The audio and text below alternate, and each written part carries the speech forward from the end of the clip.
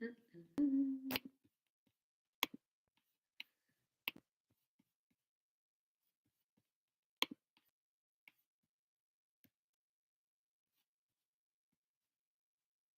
everyone. We'll get started just after 6 p.m. my time, so in like 10 to 15 minutes.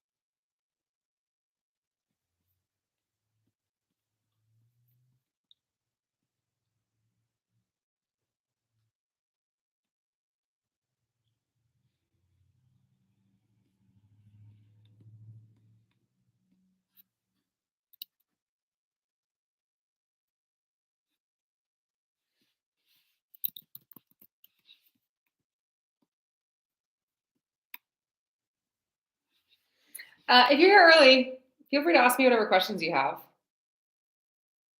Hi, good evening. We'll get started shortly after 6. So yeah, if you want to ask me any Q&A for the next 5 minutes, I'm here and I'll answer them, whatever your questions are, to the best of my ability.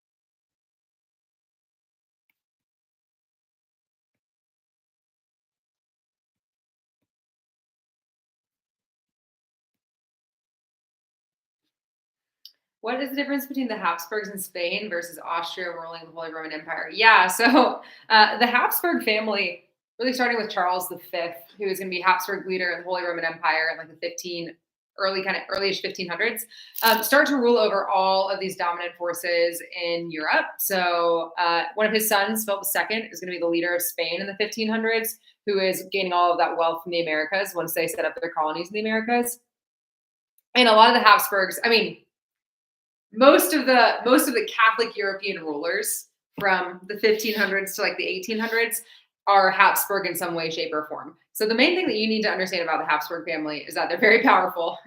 During the Protestant Reformation, people turned Protestant sometimes to fight against them because they want to weaken their influence. And yeah, Catholic, very powerful. people fight against them because they want to weaken their influence, or whether that's politically or religiously.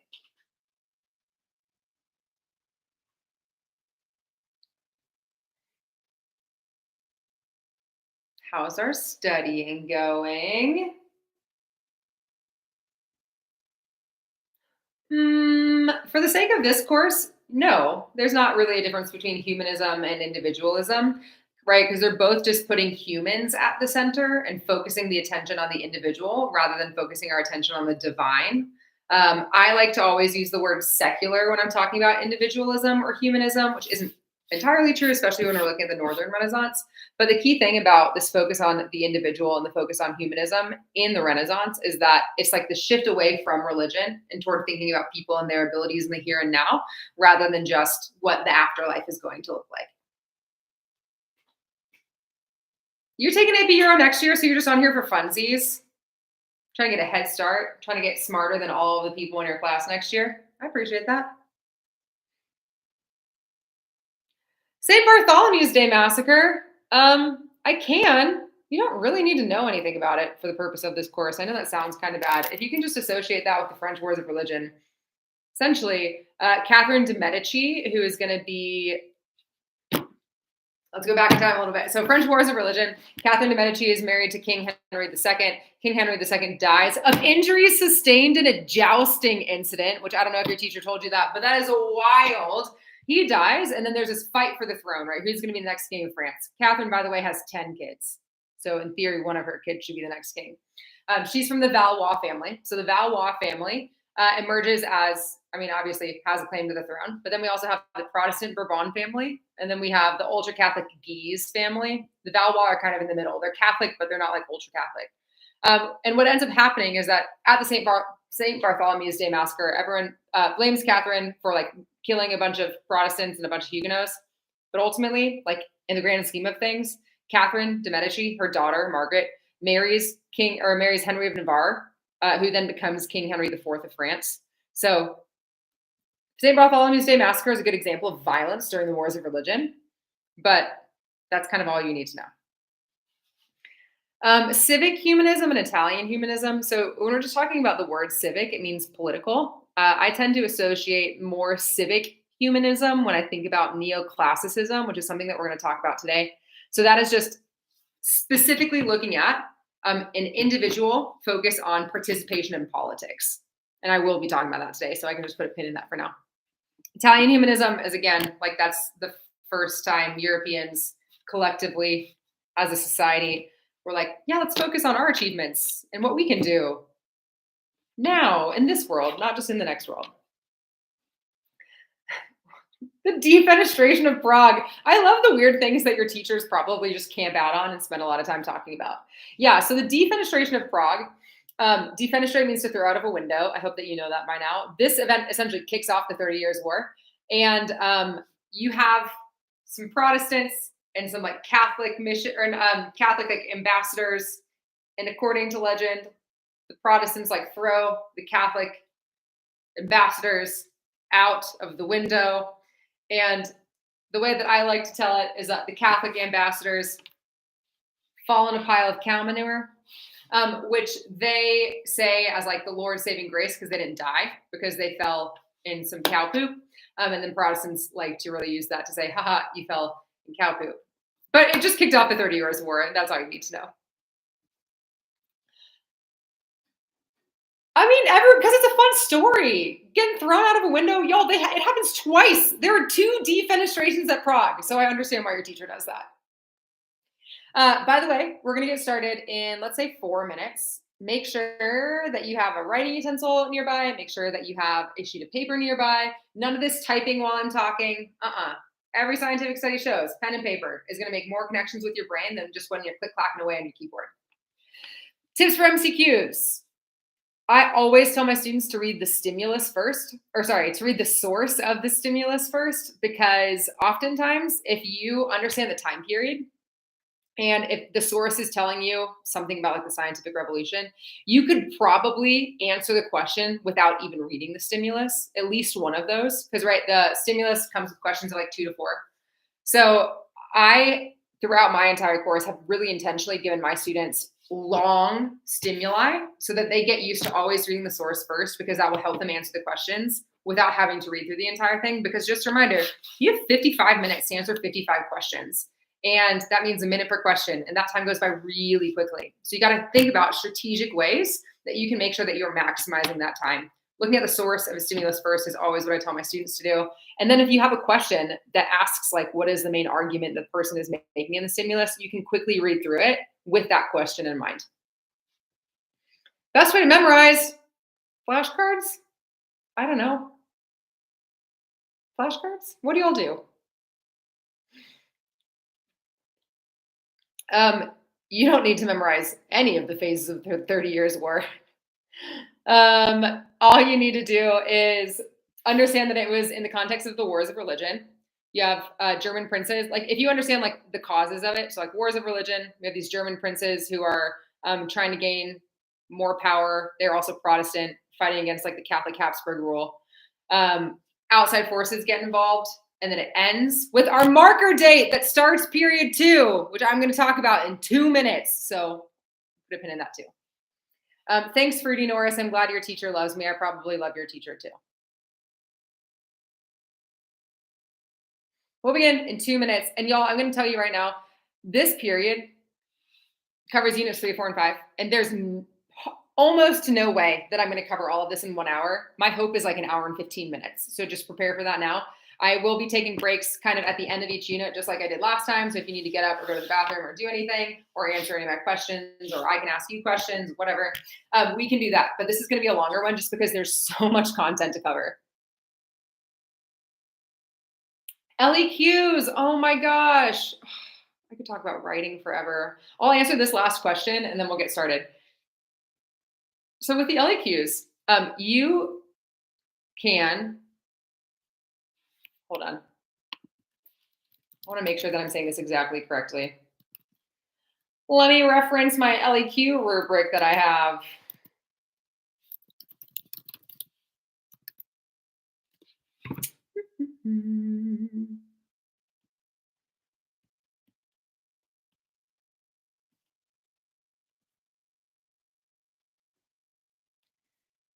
That's not helpful. That's an old one. Where is it? Goodness gracious. Your LEQ, I think it's that you can use 4 pieces of evidence. That's just the thing that I wanted to focus it on. If you use 4 pieces of evidence, you can get that complexity point.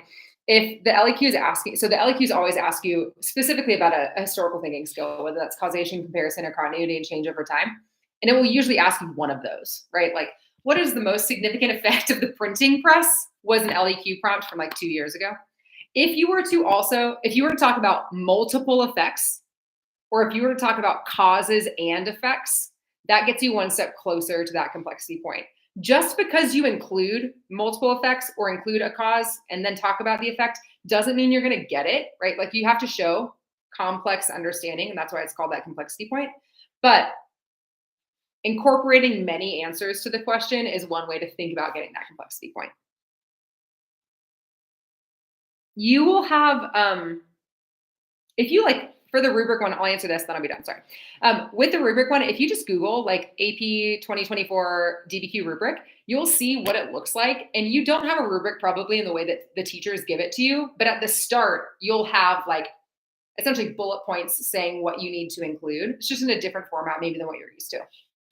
Okay, great, it's 6:06, let's get started. So you need to chuck your phone across the room right now. I'm not talking about turning it on airplane mode. I'm like, get it out of your physical ability to touch for the next hour and 15 minutes, because I actually need you to focus in on this and not be distracted by all of your friends and Snapchat and TikTok and whatever you have going on your phone. You also need to get out a writing utensil and a sheet of paper, because you're going to be taking notes by hand when I'm saying things out loud. You're not just going to passively listen, you're going to actively listen. And this time period is 1648 to 1815. This is going to be the majority of your test. Hear me out. Every unit of study is 10 to 15% of your AP test content. This period is units 3, 4, and 5, which means that this period is between 30 and 45% of the content that's going to show up on your AP test. So this is the most important period to study. because it has the most going on. And it's also kind of the most exciting, right? We got the scientific revolution, we got the Enlightenment, we got the French Revolution. So here we go, students. This is my thesis from last video, if you watched that. And this is still my thesis for right now. Early modern Europeans, once they were educated, thanks to the printing press, thanks to the revival of Greek and Roman texts, thanks to the Renaissance, started to challenge these traditionally held sources of power in a ton of different ways. And if we're looking at traditionally held sources of power, we're looking at the Catholic Church and we are looking at monarchies. We can already see how early modern Europeans started to do that in the Renaissance in the last unit, and definitely with the Protestant Reformation challenging the Catholic Church in the last unit. This continues in units 3, 4, and 5. So we're going to start with unit 3. I love unit 3 because it just kind of seems like a weird little footnote, and like it has to be its own separate thing, and I understand why it has to be its own separate thing. And it just, we have to talk about it. We have to talk about absolute monarchies. We have to talk about absolute development or economic development. So that's what unit 3 is about. So I'm going to cover this one the quickest, and then we will spend more time talking about units 4 and 5 because that is more content. If I'm looking at unit 3, my guiding question for you taking your notes right now is what types of political systems existed in Europe from 1648 to 1815, and what are similarities and differences between those governmental systems? Spoiler alert, the title of this unit tells you that we got some absolutism going on and we got some constitutionalism going on. So I'm going to describe what those two things are, how that led to conflict, talk about economic development, and then we'll be done. By the way, time period 2, 1648 to 1815, I would write that down if you have not yet done that already, because marker dates are important. 1648 is a date that you absolutely need to know for this course. Do you have to memorize a lot of dates? No, but marker dates are helpful when you're thinking about all of the events that are happening in a given time period. 1648, say it out loud at your screen right now or type it in the chat if you know what that is before I say it. 1648 is the Peace of Westphalia. Peace of Westphalia ends the 30 Years' War, leads to a time of relative religious peace in Europe, and leads to national self-determination. People can determine for themselves within their countries what religion specifically that they want to follow. So this unit starts with the end of religious wars and goes all the way to 1815, which is another marker date, which is, you guessed it, the Congress of Vienna, which ends the Napoleonic Wars. So we're talking about everything in between that, and there is so much going on. Let's get into it. Let's start out with some contextualization. So just a reminder, when you're contextualizing, it's really helpful to just talk about what happened literally in the previous unit. This is how you should start out any kind of history essay, 3 to 4 sentences of context. So you're situating the event that you're about to talk about in the global, broader context of European history specifically.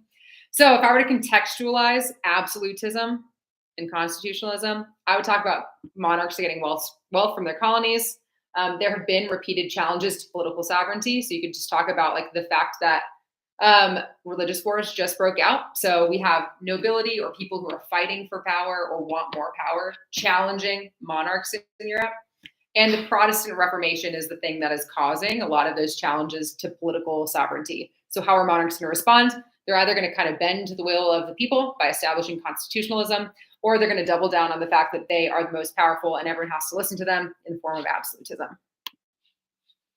Let's talk about absolutism first because it's just so straightforward. Absolute rulers rule, you guessed it, absolutely. The way that they tend to do this is by utilizing religion to strengthen their rule. This is kind of a continuity from last period, because in our last period, we talked about new monarchs. And one of the ways that new monarchs also consolidated their rule was through wealth and also through requiring or maintaining requiring the subjects within their land to focus or believe in or follow a certain religion. Henry VIII was the example that I gave on Monday, right? He becomes Anglican, England becomes Anglican. So this religious control is still a continuity in how monarchs gain and consolidate their power. And when we're looking at absolute rule, the absolute rulers are Catholic. The Catholic Church has the longest standing at this point in European history, political power still, even though it's been waning as a result of the Protestant Reformation. So if these monarchs still ally with the Catholic Church, that's going to really support their rule and keep them in charge. They also have a social contract with the nobility. This is what I think is interesting and important to know. If we're looking at specifically Louis XIV, who we'll get to on the next slide. Louis XIV gave his aristocracy, gave his nobility certain privileges so that they would support his rule, right? He's allowing them to live at Versailles. He's giving them the opportunity to go to all these fancy parties. He's like very much clearly keeping them in this upper class. And as a result of that, they're going to thank Louis XIV and then continue to give him power. Because at the end of the day, power still ultimately comes from the people, whether or not absolute monarchs want to admit that. But a lot of these absolute monarchs, especially the Catholic ones, are ruling by divine right, right? God has placed me on the throne, and that is why I am in power. And if you disobey me, you disobey God. And of course, these monarchs have so much money, so much money. So they're consolidating, gaining their power through religion, through control of wealth, and through essentially giving the aristocracy privileges. Let's just go through two of them. I want to start with Louis XIV. I feel like your teacher probably has talked to you so much about Louis XIV. I have a soft spot in my heart for him. I know he gets a lot of flack, but I actually really like him because at his heart, he was just a theater kid. When Louis was growing up, there was a series of wars called the Fronde. So the Fronde was when nobility in France, because Louis became king when he was a kid. Cardinal Mazarin ruled on his behalf until Cardinal Mazarin died. Louis XIV took over. But when Louis was a kid, in order to challenge his rule as king, these nobility in the Fronde like essentially waged a bunch of wars trying to like take power away from Louis XIV and give themselves more power. Cardinal Mazarin just destroyed the Fronde.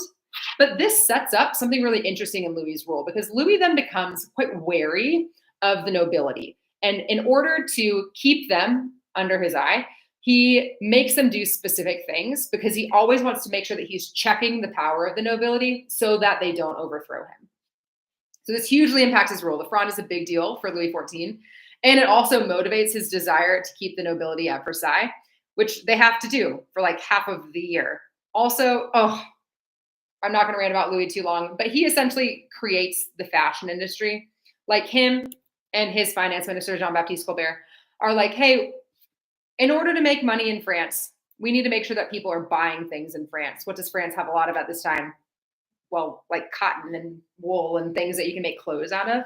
So in order to motivate people to buy more things made in France, they essentially come up with the fact that you should wear different clothes during different seasons. So he essentially creates the fashion industry, and France banks on this. If you think about France today, it's still kind of the fashion capital of the world. So Louis XIV does a lot of work for France. Anyway, back to Jean-Baptiste Colbert. Jean-Baptiste Colbert is his finance minister. He has a name that you need to know, according to the CED. Jean-Baptiste Colbert decides that the way that he can make as much money for France as possible is by imposing tariffs on any goods coming in from outside of France, right? That is going to lead to the development of industry in France, and that is going to encourage people in France to buy things made in France. This makes Louis XIV so much money. This and the fact that, they have colonies in the Americas. And with all of this money, Louis lives this lavish lifestyle. He builds Versailles to support his power. And he wages a ton of wars, which is not good, ultimately forming coalitions of people against him. Something else notable that Louis XIV does in his rule is that he revokes the Edict of Nantes and replaces it with the Edict of Fontainebleau, which says, essentially, if you're going to be French, you're going to be Catholic. Protestantism doesn't exist here anymore. And a great way to think about kind of his rule in general, you can think about him as the Sun King. You can also think about him with the saying, one king, one law, one faith. Like, I'm the person in charge. Whatever I say goes. Also, we're all Catholic now.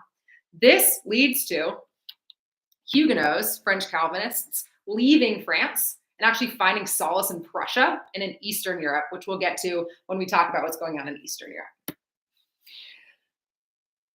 But not right now, because I want to talk about Russia first, which technically is in Eastern Europe. The other two absolute monarchs mentioned by name in your CED are Peter I and Catherine I.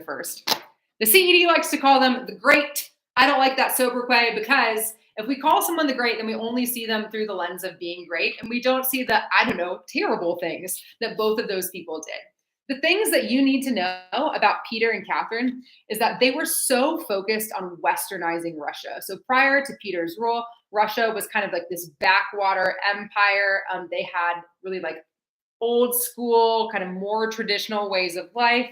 Peter himself spent a lot of time in Northern Europe growing up.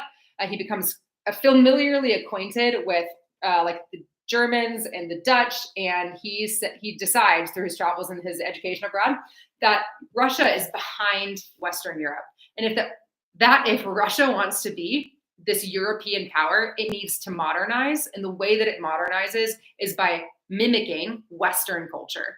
So the main symbol of this in his rule is the construction of St. Petersburg as a city.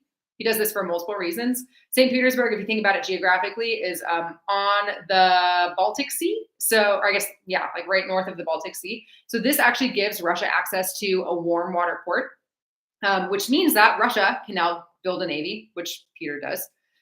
And Peter totally reorganizes their military by establishing what he calls the table of ranks, which is essentially a meritocracy. So rather than being promoted because you were born into the right family, you're being promoted, radical concept, because you're good at your job. So that is what the table of ranks is.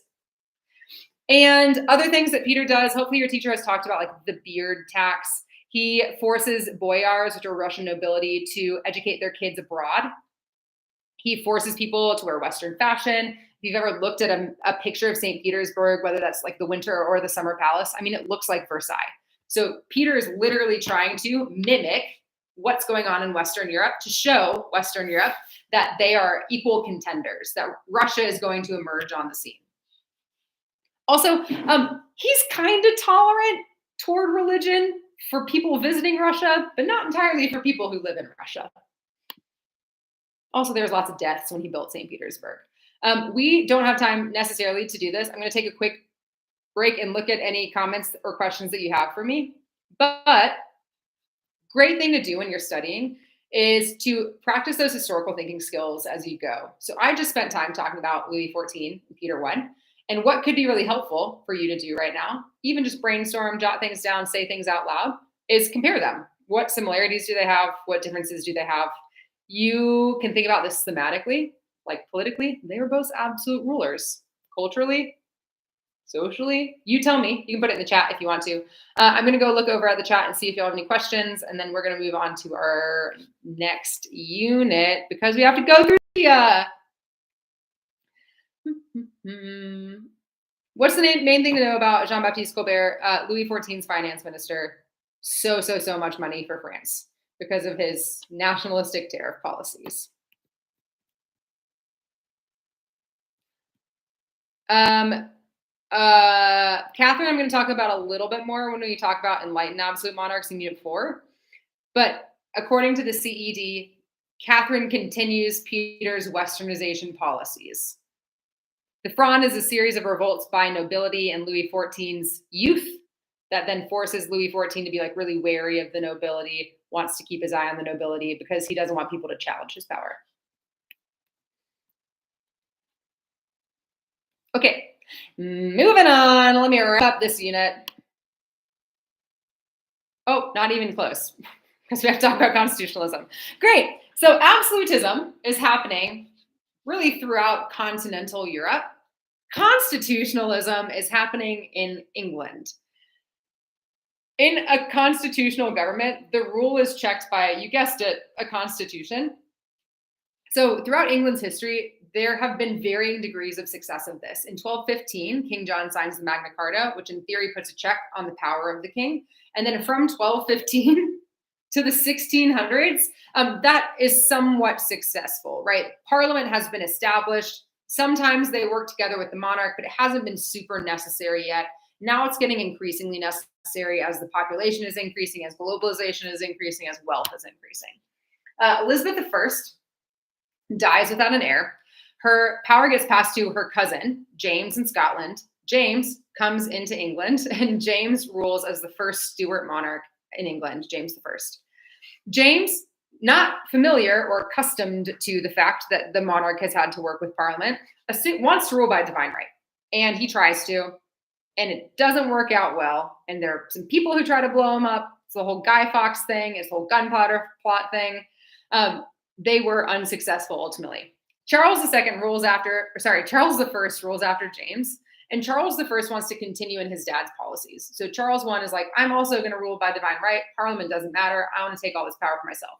So Charles is trying to rule as an absolute monarch. Parliament's like, that's not how we do things here.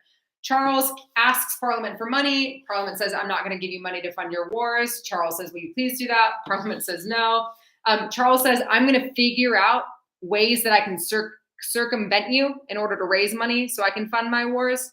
And that doesn't go over well, and the English Civil War starts.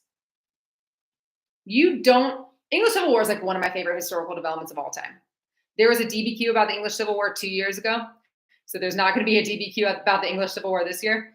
But it was essentially causes of the English Civil War is that monarchs, James and Charles, wanted to rule. Absolutely. Parliament said no.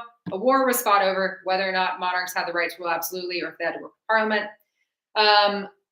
Oliver Cromwell comes into power, votes to behead Charles II because he committed treason by waging war against Parliament. They agreed to behead Charles II, which is one of my favorite vocab terms, regicide. Oliver Cromwell rules as like a puritanical dictator, destroys fun, kills fun, no fun on Christmas because it leads to too much sin. Cromwell dies, his son Richard rules for like 2 years. And England is like, we don't like any of what's going on. So then they ask Charles I's son, Charles II, to come back and rule again. They're like, I don't know how I like any of this. Let's just like restore the monarchy. Charles II rules and is called the Merry Monarch, and things are relatively fine. Charles II dies without a legitimate heir. Powers pass to his brother, James II. Gosh, so many Charleses and Jameses. James II is a Catholic. England is tolerant and enlightened in a lot of ways, except for England hates Catholics. England's like, we can survive one Catholic king. James II has a son, and England is like, we don't want to have an entrenched Catholic monarchy. So Parliament gets James II's daughter, Mary, who is married to William of Orange of the Dutch area, not the Republic yet. And then they come back in what is called the Glorious Revolution. They overthrow James II relatively bloodlessly. And in order to justify their rule, they have to sign the English Bill of Rights, which guarantees that the monarch and Parliament will work together for the rest of England's existence. And it has, right? We still have a monarch and we still have Parliament today. A lot of people could argue that Parliament is now more powerful than monarchy because the monarchy is really just this figurehead. Causes of the English Civil War. People wanted to rule by divine right. English Civil War happens. Effects of the English Civil War in the long term is that William and Mary eventually overthrow James II, establishing constitutionalism. You now have a monarch that has to work with Parliament, that a monarch whose power is checked by the law and is checked by Parliament. 1689 is not a date you necessarily need to know for this course, but it could be another helpful marker date of, again, like if you know that the Bill of Rights was in 1689, everything before that is the English Civil War. Everything after that is going to be constitutional England, like forever and ever. Let's talk about the Dutch Republic, the cute little exception to the rule. They, unlike having absolute rule or constitutional rule, were a republic. So a republic just means that you have you vote for people who rule on your behalf. And in the Dutch Republic, the people who ruled were essentially merchants. So the Dutch Republic cared the most about making as much money as possible and protecting things that made them money. So their merchant oligarchy, their stadtholders, got together and really just protected their trade and passed laws that protected their trade because the Dutch Republic was doing really well. So they're the unique exception to everything else that's happening because we have constitutional rule, absolute rule, and then they are all voting on people to rule on their behalf. And their rule is reflecting the fact that they are all very wealthy. This leads to the Dutch Golden Age, by the way. So people like Vermeer are all painting hardworking Dutch people and their Protestant work ethic. So we have all of these people who are now amassing a lot of power in a lot of ways. What happens as a result? Well, Europeans start to become increasingly concerned with this balance of power idea.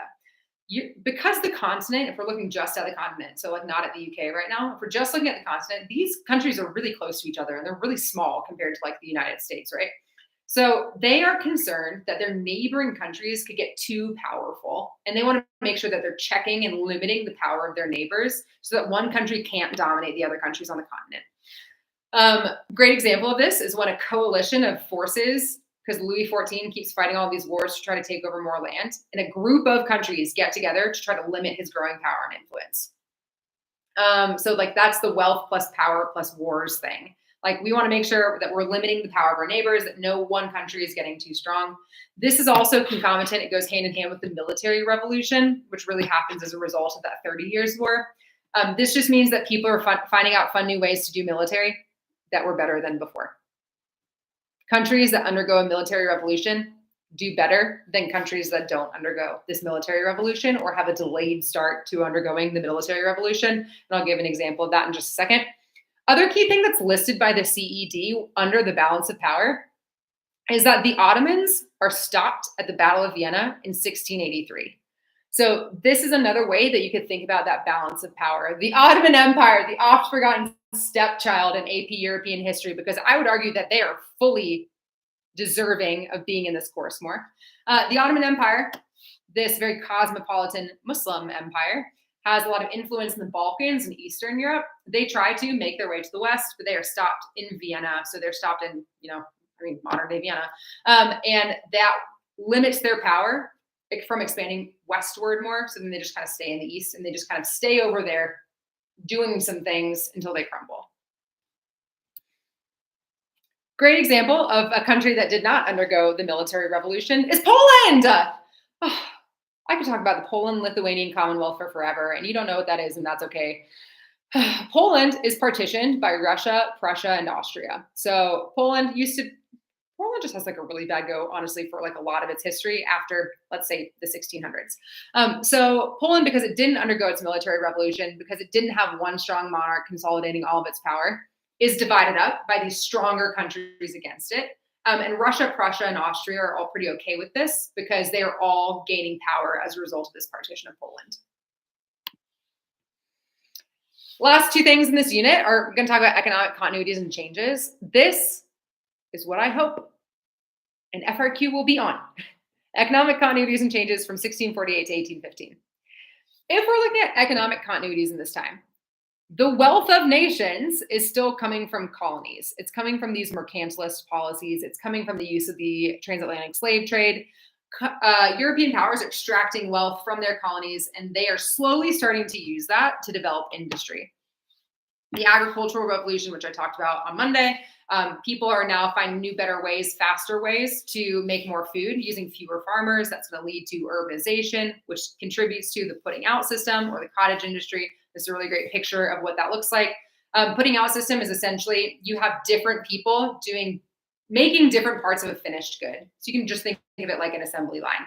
This is a great image, right? You have someone who's going to bring cotton to a spinner, and then you're going to take that to a weaver, and then you're going to take that to someone who's going to finish it, and then you're going to give that to someone who's going to sell it in the market. That putting out system is really the predecessor to a lot of industrialization. So it's just essentially an assembly line way to manufacture goods. Changes in this time, though, is that your market economy is like really developing at this point. So as a result of all of this increasing money that Europe has had now for a couple centuries from their connection to the Americas again, new financial practices and institutions arise to protect that. So this leads to banks, this leads to investment firms, this leads to more joint stock companies, this leads to the first stock exchange in Amsterdam, insurance so that people can protect all of their goods that they're shipping overseas. So we have all of these new financial practices that arise in order to protect the wealth that is now coming into Europe, because that kind of wealth had not existed in Europe beforehand. So of course, people are going to come up with ways to make sure that they are protecting that.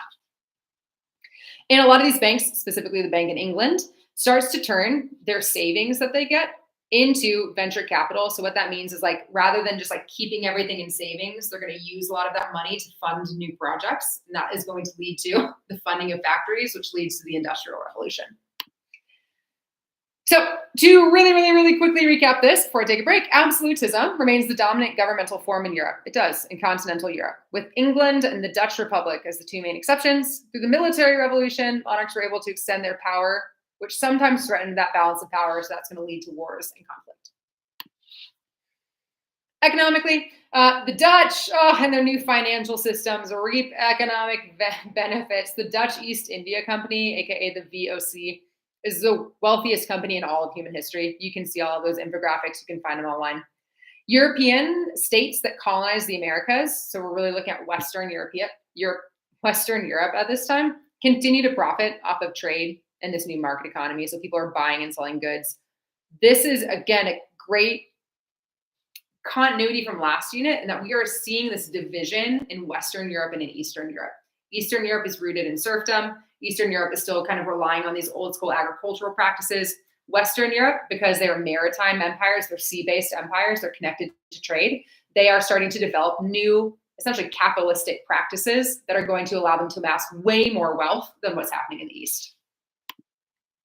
And religiously, monarchs like Louis XIV or Philip II consolidate their power by mandating one state religion. That tends to be with Catholic monarchs, while other monarchs like Peter I or the stadtholders in the Dutch Republic allow for more religious toleration. Yeah, I'll leave this. Ooh. Yeah, I'll leave this here. I'm going to go check the chat real fast, see if you have any questions, if I need to repeat anything. Then we'll move on to you.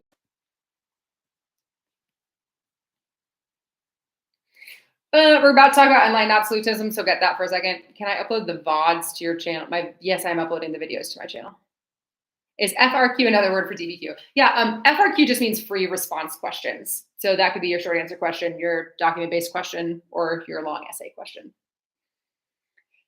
You don't have to know about, Tulamania is like a great piece of evidence to add in when you're talking about essentially speculation and market collapse.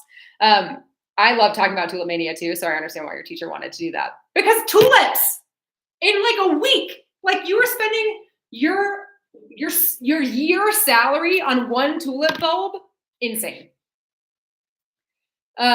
English Bill of Rights said that the king, the monarch, has to work with Parliament forever. It also said, interestingly enough, because England is not religiously tolerant, no matter what they say, it said that the monarch has to be a Protestant and cannot marry a Catholic. Which, if you think about it, the monarch of England is the head of the Anglican Church. So it makes sense that they would have to be Protestant, but they cannot marry a Catholic. Okay, cute. I'm moving on. We have so much to do. I'm sorry. I'll try to go fast. So unit 4 is our next unit, scientific, philosophical, and political developments. This is your scientific revolution. This is your Enlightenment. Let's get into it. We're going to be talking about continuities and changes in religious beliefs, society, technology, and politics as a result of the scientific revolution and the Enlightenment. They changed almost everything. And that's it. Great. Let's just talk about the changes due to the Enlightenment and the scientific revolution. Again, to contextualize, I'm going to do this really quickly. We have the Renaissance, we have the Reformation, we have this focus on secular humanism, we have this focus on individualism, we have an increase in literacy, we have an increase in printed books, which is leading to more diverse academic interests, especially as Europe is getting connected to the rest of the world. They're getting all of this innovation and technology that existed specifically, in Asian and Middle Eastern empires. They were all in their golden ages. All that stuff is coming back to Europe. And Europe's like, oh, an astrolabe. That's going to really help me sail across the ocean better. So we're getting all of these fancy pieces of technology from the rest of the world that is going to really spur on the scientific revolution. So, scientific revolution. Scientists take it upon themselves to try to figure out the natural laws that dictate the cosmos. So dictate the heavens, dictate the earth, kind of dictate everything that's going around us in the natural world. And I want to point out that a lot of the scientists who started doing this were doing this out of genuine religious devotion. Galileo specifically thought that he would bring more glory to God by discovering the intricacies of how God created the world. And I just want to throw that out there because I think a lot of people are like, all these scientists are atheists, and that is not even close to being true. So the way that I'm going to break up your scientific revolution is I'm going to talk about people who challenged power, aka people who changed things, and people who continued power, or things that stayed the same. So with your scientific revolution, if we're looking at the heavens specifically, these are people that you need to know. Copernicus posited heliocentric theory, which is the idea that the sun is at the center of the solar system because for the last over millennia, the Catholic Church said, and people believed, that the earth is at the center of the solar system, which honestly, if you think about it, makes sense. Can you feel the earth moving around you? No. So of course people think that the earth is stationary in the heavens and that everything else is rotating around it. Copernicus says, actually, I think it's the sun, but then dies. Galileo uses his fancy telescope and proves Copernicus's theory. Galileo proves that heliocentrism is real, is brought before the church, is tried in an inquisition, is forced to recant, and spends the rest of his life in house arrest. Isaac Newton also later on looks at the stars and says, I see how things like are acted upon by an outside force that I'm going to call gravity, or inertia, but gravity.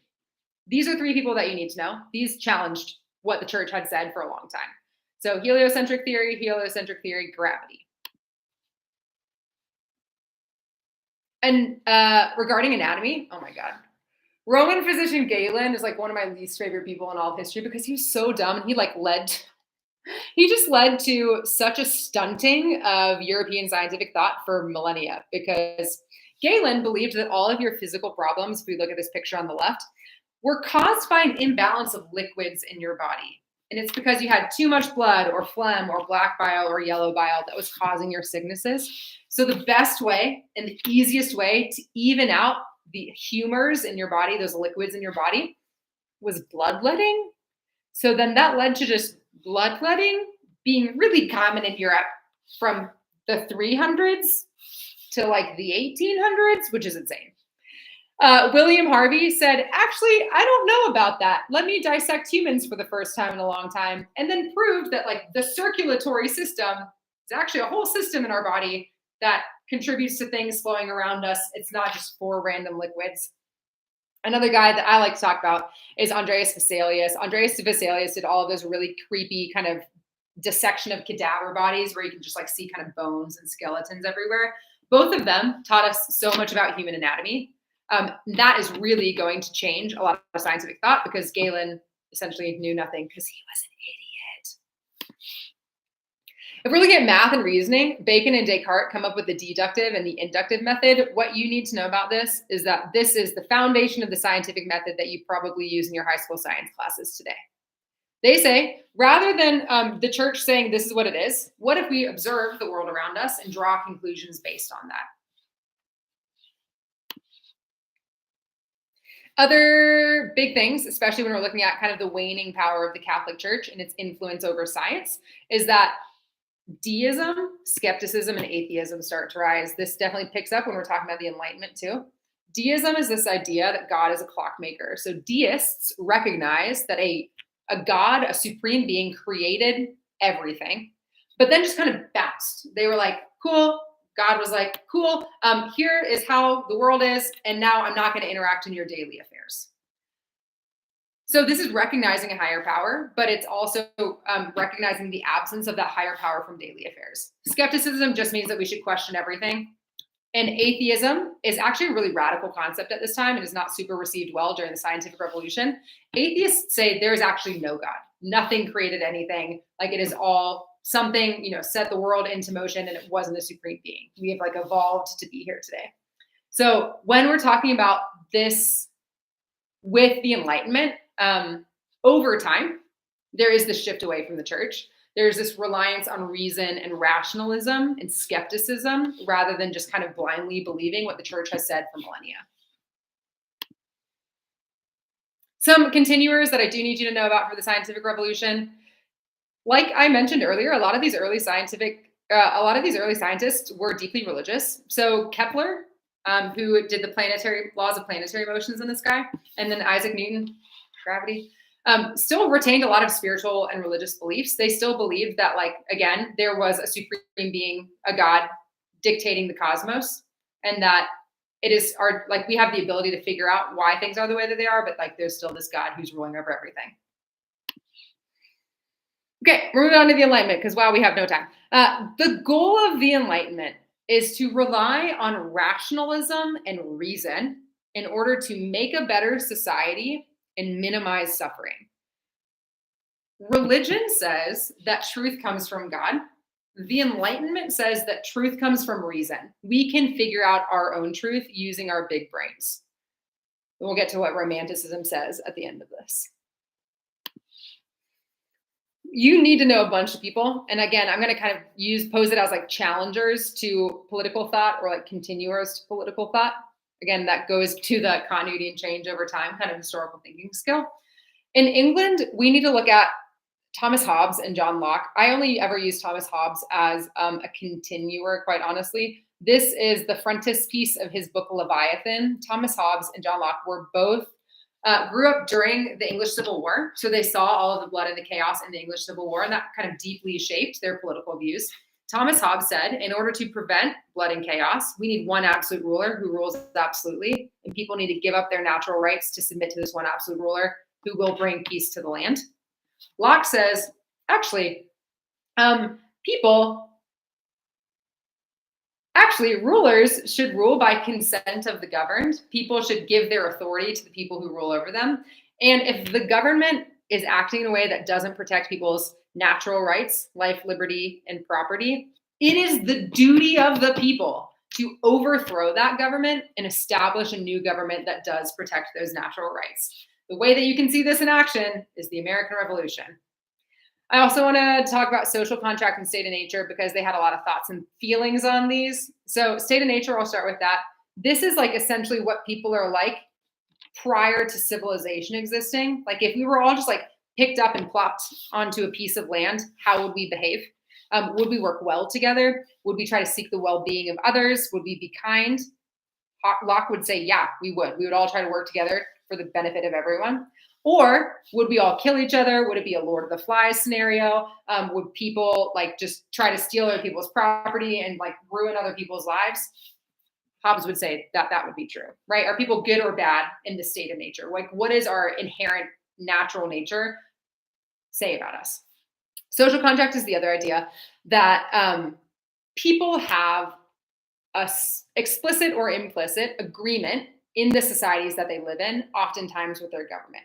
Don't overthink this. We all have so many social contracts that we use every day. In the United States, we have deemed it inappropriate to walk outside naked. So we have just agreed that our social contract is that we're going to put on clothes when we go outside, or else it's inappropriate. Similarly, we, living in the United States, agree to follow the laws set in the Constitution or set by our state, because we know that that's going to preserve good things. That is what a social contract is. Like we are agreeing to act or behave in a certain way because we know it's going to probably like better everyone around us in our society. Okay, other challengers that I need to talk about. In France, we got Rousseau, Voltaire, and Diderot. Diderot compiled the encyclopedia. Diderot said that if people have access to knowledge for free, people can question things that are occurring in the world, and that's going to be better for society in the long run because people are educated, and if they see wrongs, they can start to challenge those wrongs. I love Diderot. Rousseau, I used to really dislike, but now I like him. He's a French philosopher who says that actually people in their state of nature are good. It is civilization and institutions that corrupt people because civilizations and institutions teach people how they need to act. Rousseau says that in order to figure out what you want, rather than society telling you what you should believe in or what you should do, you need to really focus on childhood exploratory education, like figure out what you want when you're young, and that will stay with you when you're old. So Rousseau places this huge focus on feeling, which leads to the Romantic movement, and places this huge focus on childhood education, which we see absolutely play out as a result of the Enlightenment, because there's this increased focus on education and literacy for kids specifically. Voltaire Voltaire critiqued the Catholic Church and the French monarchy. Voltaire wrote excessively about how much he didn't like the power of the church or the power of the monarchy, and that is going to inflame a lot of people in France to, I don't know, eventually maybe throw a revolution or something. If I'm going to compare a lot of these Enlightenment philosophers, a lot of them agree and believe in religious toleration. Like that is something that you can just overarchingly say. Enlightenment philosopher, great, religious toleration. Again, we're trying to find out ways to better society. And a lot of these Enlightenment philosophers say, well, you know what? People can believe different religions, and that's okay. And we don't have to fight wars about that anymore. We can just agree that people have different religious beliefs than others. They also believe in natural rights and liberties and freedoms. People are born with certain rights that need to be protected by the government. Locke is a great example of that. A lot of these Enlightenment philosophers also critique the government at hand, especially because a lot of these Enlightenment philosophers are challenging the power of monarchy. They critique the power of the church, especially Voltaire, and they critique the power of institutions in general. So anything that is telling you how you should act was looked down upon by some of these Enlightenment philosophers. They also all stress the importance of education. They think that a learned society and a literate society is going to be the best society because it's going to lead to the most progress. We don't have time for that. Which Enlightenment philosopher had the most impact during the 1700s? I will briefly say this. Whenever you get to those short answer responses, I have posted videos on my TikTok and my Instagram and my YouTube about how to respond to short answer questions. But a way you can think about it is CER, claim, evidence, reasoning. Your teacher might use something like APE, answer, provide, explain, or ACE, answer, cite, explain, or T, topic, evidence, analysis. It's all the same thing. It doesn't matter. Just give me a 3-sentence response that directly answers the question with the claim, provide specific evidence because you got to show me that you know what you're talking about. And then you have to tell me, how does that evidence support your claim? How does whatever you just said about Rousseau being the Enlightenment philosopher with the most impact actually make him the Enlightenment philosopher with the most impact? You can watch my videos if you need more help with that. Oh my God. Okay, so the Enlightenment also led to Enlightened Absolutism, which one of y'all was asking a question about earlier. There are 3 Enlightened Absolute monarchs that I talk about in my class, and you should be familiar with them. We have Joseph II of Austria, Frederick II of Prussia, and Catherine II of Russia. So again, there's 3 countries that partitioned Poland. We are now seeing Enlightenment philosophies be embraced by people in the East, not people in the West. Because why on earth would any of the Louis of France want to adopt Enlightenment plot? Why would any of the rulers, oh my gosh, why would any of the Louis of France want to adopt Enlightenment philosophies? Because that's going to challenge their rule. Meanwhile, these newer countries that are starting to grow in more power and prominence are like, actually, yeah, what if we take some of these ideas and incorporate them into our government to make us more enlightened and to make us more adaptable with the times? The way that these 3 monarchs try to embody and embrace Enlightenment absolutism, you can just remember the acronym TRAP, T-R-A-P. They tolerate religions. So especially in Prussia, right? A lot of the Huguenots fled France and went to Prussia. They're trying to adopt and embrace Protestantism and Catholicism, and some of them even Judaism, and some of them even Islam. So we're trying to tolerate religions. They are trying to reform their laws to be more enlightened. They are still ruling absolutely, and they patron the arts. So this is important too. They're going to spend a lot of that money not on themselves, not on building lavish palaces, but on supporting artistic endeavors within their country. Joseph II is my favorite. Catherine II is my least favorite. Let's talk about economically what's happening too. So physiocrats are new enlightened economists who say that land is the source of wealth. And Adam Smith kind of takes this a step further and says, actually, the thing that produces the wealth of nations is free trade. So these mercantilist policies weren't free trade, right? You were literally just grabbing resources from your colonies, shipping it back to your country, and then selling it back to your colonies. That's not free trade. Adam Smith that says the thing that's going to produce the most wealth is if we freely trade with all of these countries around us, because that's going to increase production, which is then going to increase money. These physiocrats and Adam Smith were anti-mercantilism. They were like, this is an outdated and old school economic policy that no longer fits in with what the world looks like in the 1770s. Helpful market date, I guess, also could be Adam Smith writes The Wealth of Nations in 1776, which is also the year the American Revolution starts. Social changes as a result of the scientific revolution and the Enlightenment. Well, we have all these medical changes, which means that people are living longer, which is great.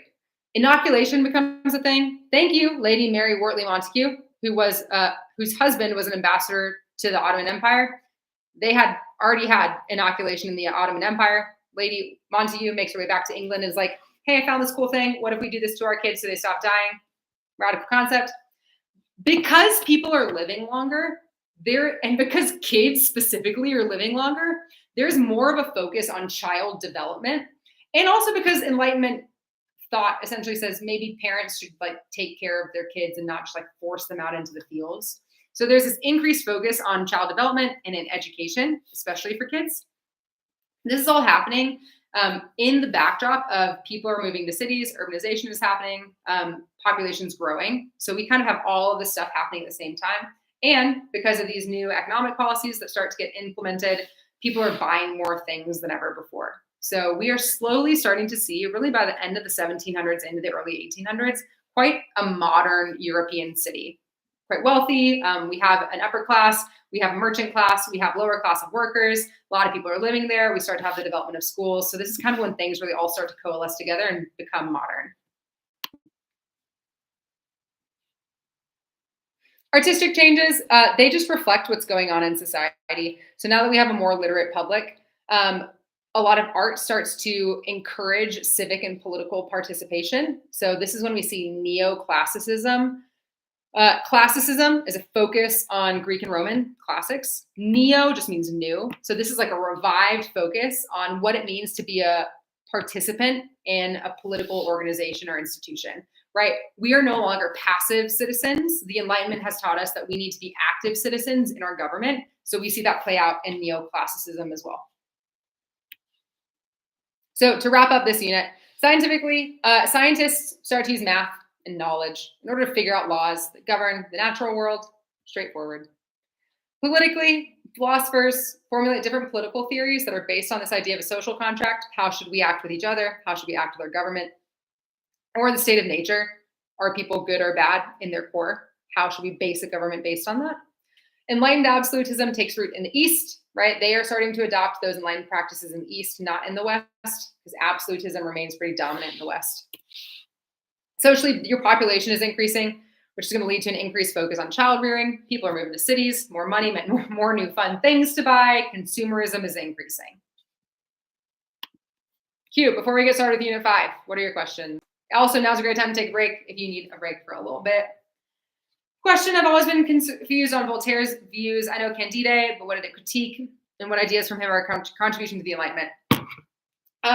This is often falsely attributed to Voltaire, the idea that he said that man is born free, but everywhere he is in chains. Nope, just totally, oh my God, that's absolutely Rousseau. Voltaire said, I may disagree with what you have to say, but I will defend your death. I will defend to the death your right to say it. That actually was not actually Voltaire, probably. Voltaire cared a lot about freedom of speech, freedom of expression, freedom of religion. Right? If you think about the fact that his two main critiques were the Catholic Church and the French monarchy, because he wrote so much about how much he hated those things, he kept getting jailed. Voltaire is a pen name. His real name is François-Marie Arouet. So he started writing under Voltaire because he kept getting jailed because he wanted to say what he had to say to critique the Catholic Church and the monarchy. So he's all about freedom of speech. If you were to look at, this could be kind of cool just for you on your own, like look at our Bill of Rights in the United States. So many of those come directly from Enlightenment philosophers. Freedom of religion, freedom of speech, freedom of the press, freedom of assembly, any of those things all come from these Enlightenment philosophers. And of course, our revolution itself was motivated by John Locke because the American colonists believed that the British weren't protecting their rights to life, liberty, and property. They were taxing them too much. That was taking away their right to property. So let's overthrow this government, establish a new one that does protect it. Most important effect of the enlightened despots, just that they're adopting enlightened rule. That's all I would say. I think it'd be really helpful just to contrast them with what's going on, like enlightened absolute monarchs just versus absolute monarchs. You can contrast the two of those. The ones that I mentioned by name, the scientists, that I mentioned by name, you have to know those. Those are word for word in your CED, in the course exam description. So like Copernicus, Galileo, Newton, Harvey, Galen, Francis, Bacon, Rene Descartes. And I think I might have said one more. Those you need to know. How do you analyze art, political cartoons? I can't cover that right now, but I would love to cover that at a later time. Neoclassicism, yeah, if we just like look back to the Oath of the Horatii, which is the Jacques-Louis David painting right here. So, I mean, you can see, like, if you were to look at this, hopefully you could assume that this is Roman. Like this looks like it is Roman, right? We have the columns in the background, we have the arch in the background, we have like them wearing togas and robes. That is neoclassicism. And the other way that you can tell that this is different than like the Italian Renaissance is that it looks quite honestly just more advanced than the Italian Renaissance art does. You will probably not have a lot of questions about neoclassicism as it pertains, well, outside of just the fact that it's like this revived focus on civic humanism because of the Enlightenment, right? These Enlightenment philosophers are saying, hey, we should be active participants in our government. And then the art starts to reflect that.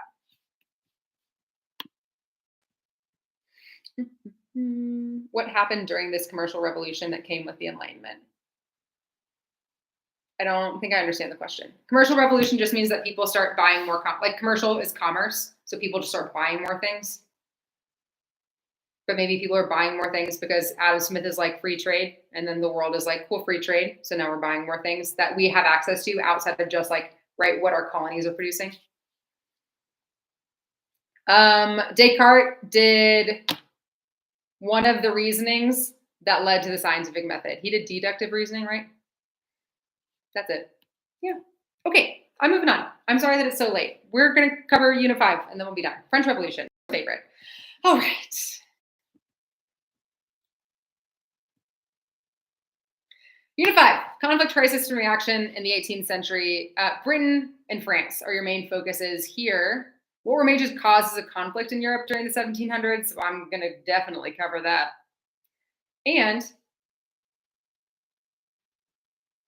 how did the French Revolution and its effects change European politics and society?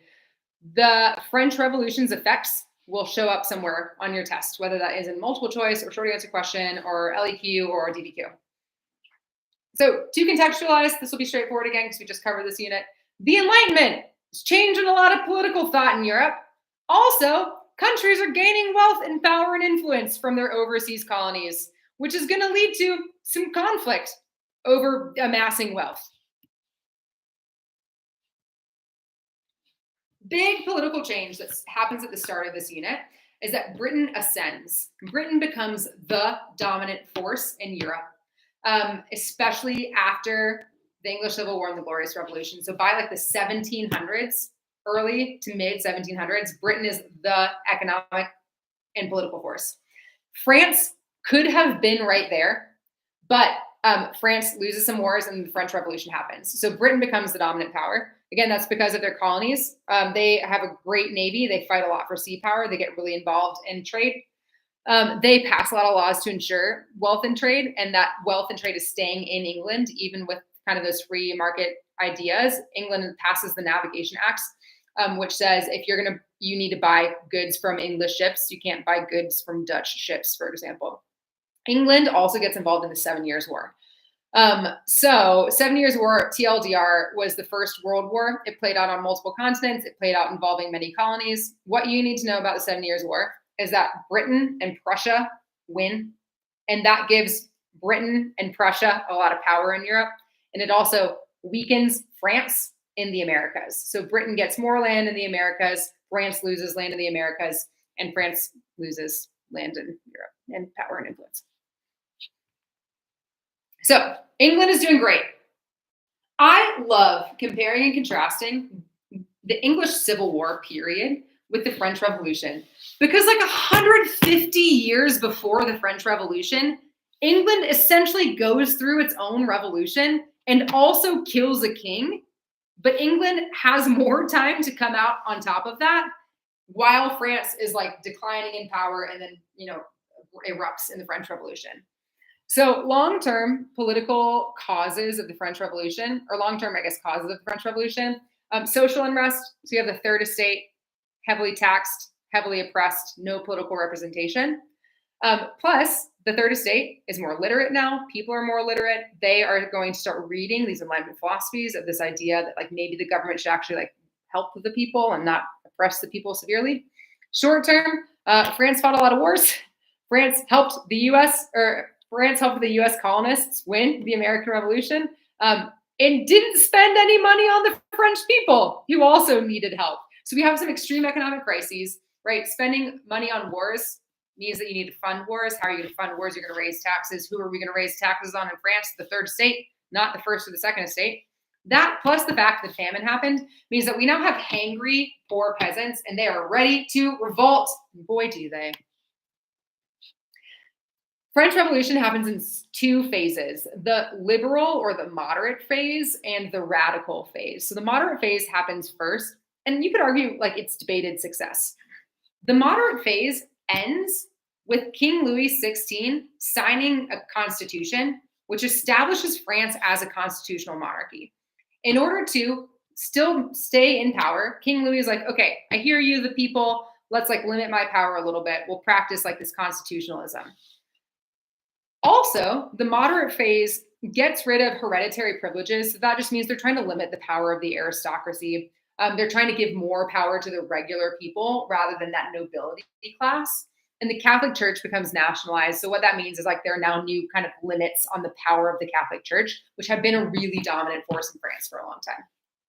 But then people start saying, if the revolution is right, then the king is wrong and he must be beheaded. And the revolution turns radical.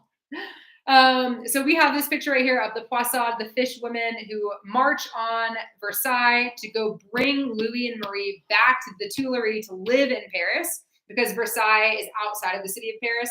And in order to keep a check on what the king was doing, to make sure that he was like obeying the Constitution, essentially, these women march and bring them back to live in essentially house arrest in the Tuileries. I love this picture particularly because this is the first time that we really see women being active agents. Not the first time. This is the first recorded time that we have women being active agents in history. So it is the women who are in charge of doing this. It is the women who bring them back to Paris. And women's involvement in the French Revolution is a real deal. They start to gain a lot more power and a lot more rights. And then that ends when Napoleon comes into power. So Maximilien Robespierre kind of emerges as this de facto leader after Louis and Marie are both beheaded. He institutes this reign of terror. So if you were an enemy of the people, if you had any semblance of the ancien regime, the old rule in France, you could be guillotined. So this reign of terror was leading to the deaths of, hundreds of thousands of people over the course of its years that it happened. But Maximilien Robespierre also did fixed prices. So that's going to limit inflation, which is going to be really good for people. And Robespierre also, specifically this guy, Jacques-René Hébert, really focused on de-Christianizing France. So the goal of the radical phase of the French Revolution was to completely change French society from what it was like before. The ancien regime, this like rule of France, just think about like Louis XIV, ancien regime, needed to go. So the way that it needed to go is people needed more rights, people needed more money, and the Catholic Church had to go.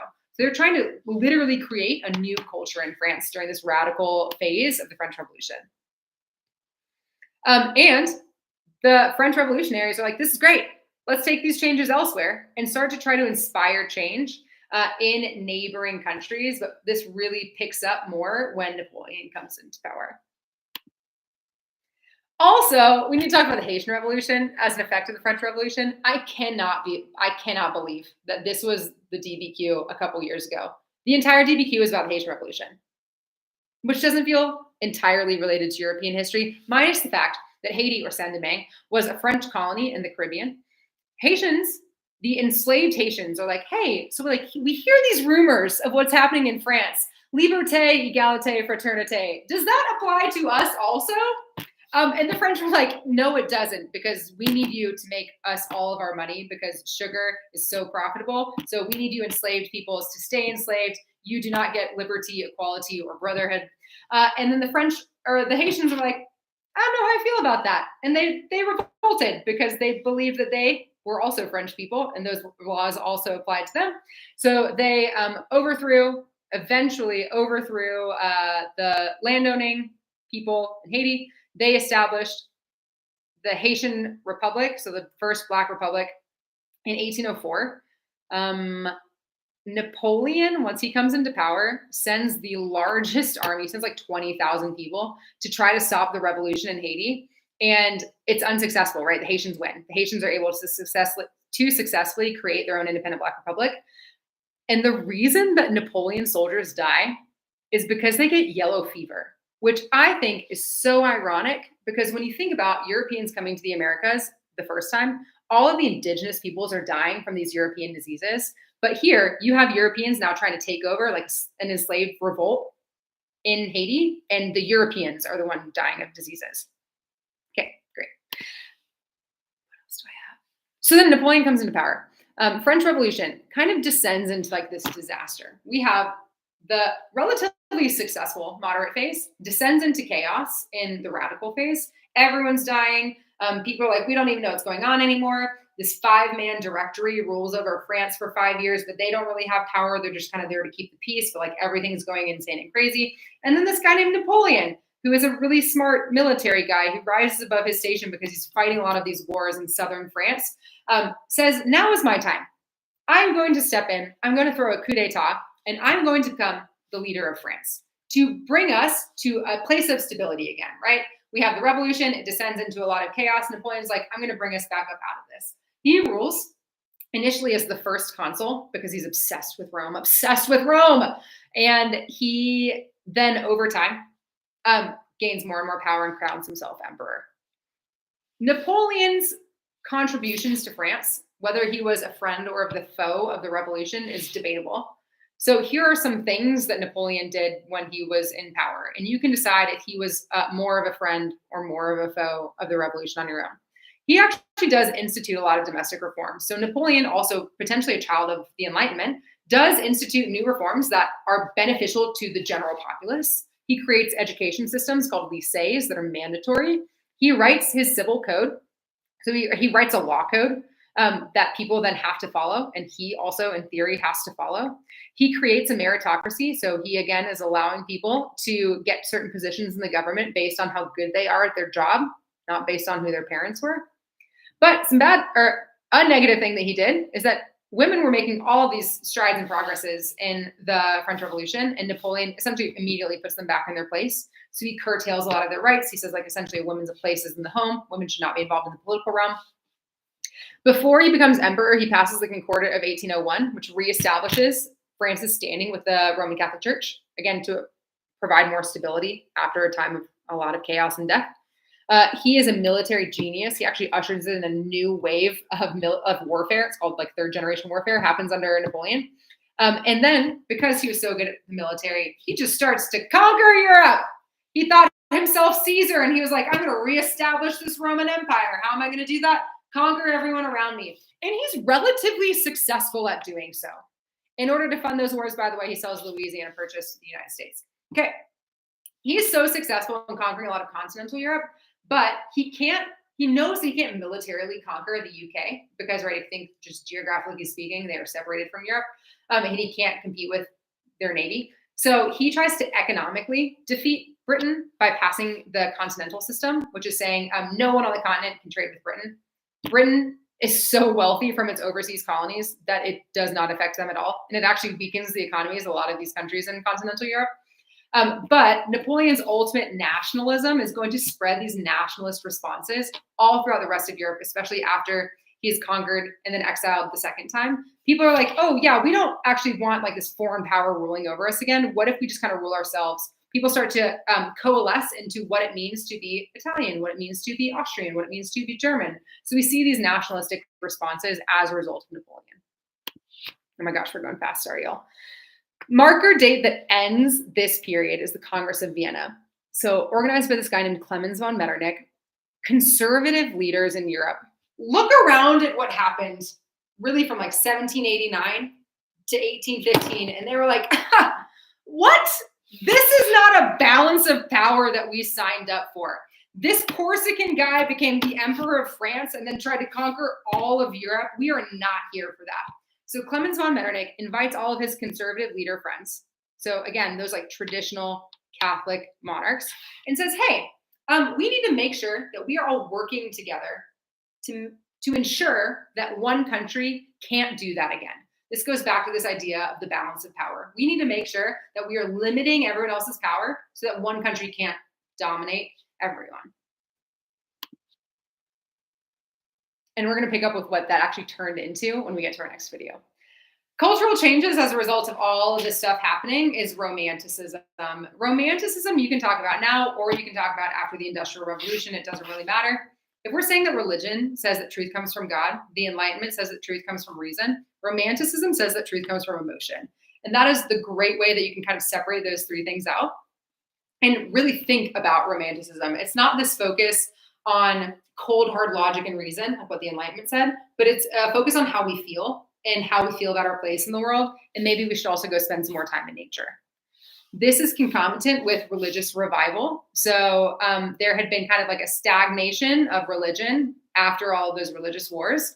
And John Wesley founds Methodism, which is a Protestant denomination that really focuses on a spiritual, relational connection with God.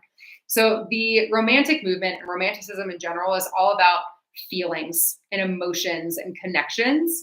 And I will also talk about this after the Industrial Revolution. That was so much. So to wrap it up, economically, commercial rivalries influence diplomacy and warfare. So people want more money. How's that going to play out? Well, it plays out in the 7 Years' War. And England, France, Portugal, and the Dutch Republic are the ones that are really competing for more power and more money. England wins. England becomes the dominant power at the end of all of this. They are the ones that come out on top, especially after the French Revolution. They are the ones that are economically controlling the majority of the world. So England really, really is up here at the top. Dutch Republic right below them. France right below them. Portugal started out really strong, but they're kind of like waning in power and influence now, especially if you just think about their land real small.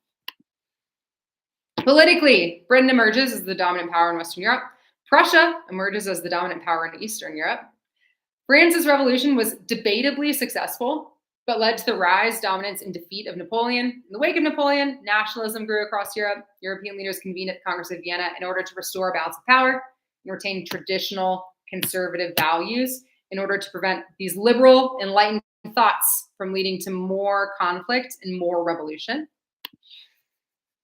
And culturally, Romantics respond to the cold, hard logic of the reason of the Enlightenment by exploring emotions, which led to a revival of public expression of emotions and feelings. So now people aren't scared to be emotional again. It's great. Here's literally everything that you need to know word for word or named by name in the course exam description for this unit. I need to really quickly. Please ask me all of your questions. I will be right back to answer all of your questions. Hold on.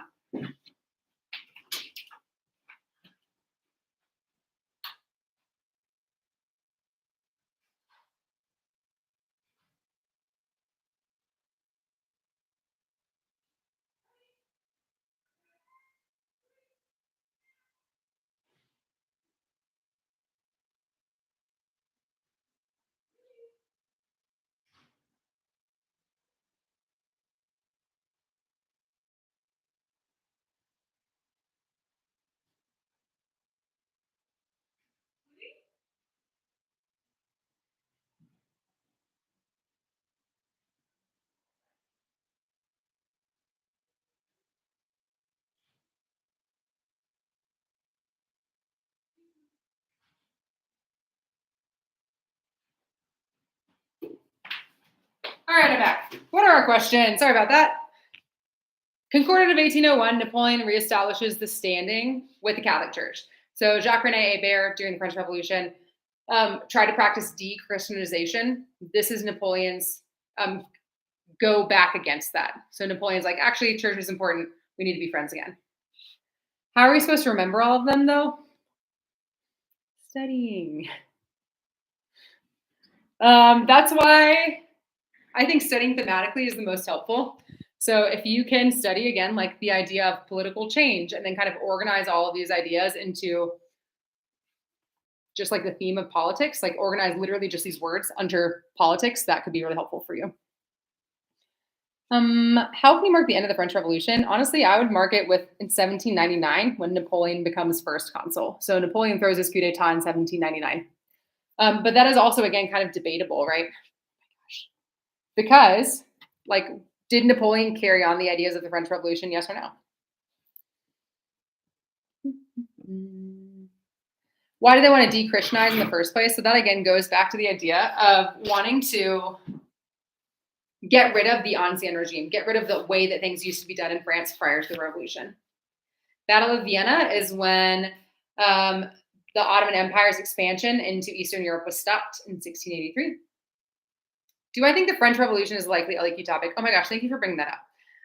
The AP exam loves to ask questions about the Protestant Reformation, Scientific Revolution, the Enlightenment, and the French Revolution. Those are 4 things you absolutely need to study. They will show up in some FRQ. There was, I want to say, maybe like starting 4 years ago, it was like almost every LEQ was about the Scientific Revolution, Enlightenment, or French Revolution. Just that was it for a long time. So those are topics you for sure need to know. And the Haitian Revolution DBQ question, you can Google this. I want to say like it was somehow connected to the Enlightenment. Like did it, like maybe like what was the motivating factor for the Haitian Revolution? But the other option of the DBQ that year was about Romanticism. So you can even see like those were still connected in the same time period. What are the others behind me? Oh, that's the only one behind me that is cut off by my head is Methodism, parentheses, John Wesley. There's nothing under that. I mentioned the French Revolution was somewhat successful to fight all of its issues, yet they returned to a monarchy afterwards. Do they still have liberal reforms? Oh, this is what I love about really any revolutionary time period. Because the first revolution tends to not usually be successful. So French Revolution, we get rid of the monarchy, we establish a constitutional monarchy, we descend into chaos, Napoleon comes back into power. Then after Napoleon dies, well, is exiled and then dies, the French get together and they're like, what if we just reestablish the Bourbon monarchy? They like literally, after all of that fighting, said, let's just go back to a monarchy again, which leads to, in 1830, another French Revolution. This is the French Revolution that Les Mis is based on. It's the July Revolution, and it's essentially the lower class being like, hey, can we have more liberal reforms, please? Didn't we just fight for this like 50 years ago? Mass conscription means that it's like a military draft. So in order to help support the French Revolution, people were forced to fight for it. How would I recommend to cram all 9 units by tomorrow morning, child? Not as all the time. The other thing I will say kind of about all of this is that if you're not following me specifically on Instagram, go follow me on Instagram, Too Cool for School, because I'm posting essentially every topic that you need to know in all written responses, like in cute little canvas, every day leading up to the test. And I have TLDRs for every single topic that you need to know leading up to the test. So that would also just be a really helpful way for you to study. Make sure that you're reviewing all this content. Yeah, you can cram in 12 days. If you actually cram in 12 days, the way that I am encouraging my students to study is because I know that y'all are all addicted to technology is in the morning. What if rather than you just getting ready by watching TV or listening to music, I have no idea how you get ready. What if you just like put on a YouTube video that teaches you the content in the background or put on my TikToks or something like that, just so that it's in your brain while you're waking up. And then you can think about it kind of throughout the day. Yeah, next time is going to be next Monday. I will be covering the next time period, which is 1815 to 1914. I love that time period. It's not as dense as what we just covered, so it'll actually probably still stay to only 1 hour. Sorry that this is taking longer than that. Yeah, I'm happy. I will definitely talk about the revolutions of 1848 then. Shout out Miss Mortensen at Grimsley. You're the best. Precious. What were the economic issues that caused French Revolution? Heavy taxes on the third estate. Why did they continue the revolution if a constitutional monarchy was signed by Louis? Because Maximilien Robespierre was like, actually, not only Maximilien Robespierre, a lot of like the radicals were like, we need to completely redo the government, and we can't completely redo the government unless we kill the king. I think my live streams are in fact available on my YouTube. Y'all are great. If you have any more questions, I'll stick around for a couple minutes because I know that this is really long. Otherwise, bye, I love you. I'll see you on Monday. Same time, same place. Yes, Robespierre was the one who met the king when he was not a child. He was like a teenager. Anyone else? How are we feeling? Do we think that we're going to get 3 or 4 or 5? If you literally are not following me on TikTok or on Instagram, do that freaking now. Because everything that you need, I have summarized for you. I've told you by name every single thing that you need to study for the AP test. I have given you resources. I've told you how to SAQ, LEQ, DBQ. I've told you how to multiple choice. Like all of that stuff is on my socials. So please follow there and just help yourself that way. Oh yeah. Analyzing pictures and documents. I don't know that I can teach you how to do that in 4 minutes. What specifically do you need help with? How was nationalism influenced after the French Revolution and age of Metternich? So that's what we're going to get to on Monday, so I'm not going to answer it now. I have a bet for $500 to get a 5. Are you cooked? James, bestie, I don't know. Have you studied? Have you written LEQs? Are you putting the work in?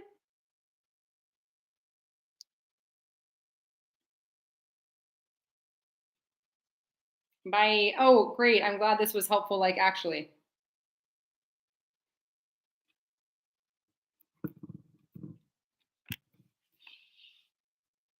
Anyone else? Anyone else? Will we need to mention art directly other than in the MCQ? When you say mention art directly, I'm not entirely sure what you mean. Will art be on your test? Probably. Oh man, again, one of my hopes for a DBQ in the future, y'all would hate this, I would love this, is like just entirely artistic pieces to talk about social changes. I would love that so much. What sentence stems would I use for SAQ? That is such a good question, Tony. Literally, CER is how you're supposed to write all your short answer responses. Your claim, use the wording from the prompt. If your CER is asking, like, describe the broader historical context in which this event happened, the broader historical context in which this event happened was this. Then you're going to give me some evidence that shows that you know what you're talking about. And that's really all you have to do for describe. When you get to, like, if it's saying explain an effect of, or explain a similarity, or explain a difference, that's when you could say, again, just don't overthink it. This is a difference because. This is an effect because. Sentence stems. You're not above sentence stems. They're removing barriers for you. It's one less thing to think about when you actually get to writing on your AP test. Yeah, I would just practice MCQs. More important to study the content or study the FRQ formats? Well, you need to know the content in order to do well in the FRQs. So I would say probably study content first. Do you think I'm good for the test if I focus on 3 units per week? Yeah, that's great because the test is in 12 days, students, 12 days. How do we get the complexity point in a DBQ or LEQ? With the DBQ, you can source 4 documents, or you can use evidence from all 7 documents. With either, you can explain multiple causes or effects, multiple continuities or changes, multiple similarities or differences. You can talk about continuities and changes, causes and effects, similarities and differences. It's just you really trying to show a complex understanding that you know the topic and you understand the content. Probably a lot of your teachers said, don't worry about the complexity point. That's true. The last time that I graded or that I read for one of the AP tests was a while ago. But when I did that, this was prior to the DBQ rubric change. It used to be really, really hard to get the complexity point. Now it is not hard to get the complexity point. I think in my grading of 270 DBQs, I think I gave the complexity point twice. But it's a lot easier to get now. Nuance just means, like, rather than seeing things, nuance means seeing things in different perspectives. So that kind of goes into looking at one event having multiple causes and effects. You're not just saying, like, this one thing led to this one thing. You're, like, looking at it kind of more intricately and seeing how everything is playing in together. You can get more FCQ practice by signing up for my Ultimate Review Packet or my Ultimate Exam Slayer. Divine Right of Kings and Royal Absolutism are the same idea.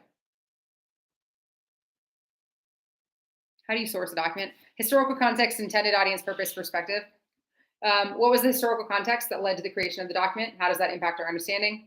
Who is the intended audience of the document? How does that impact what's being said and how it's being said? What's the purpose of this document being created? Or what's the perspective of the author of the document, and how does that impact what's being said and how it's being said? It's 7:26. This was supposed to end 26 minutes ago. I'm gonna leave.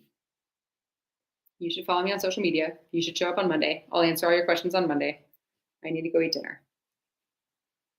Do y'all want to say hi to my cat who's driving me insane? Here's my cat! Look at him. His name's Louis, not named after Louis XIV, but he might as well be because he's a real king. Okay, bye.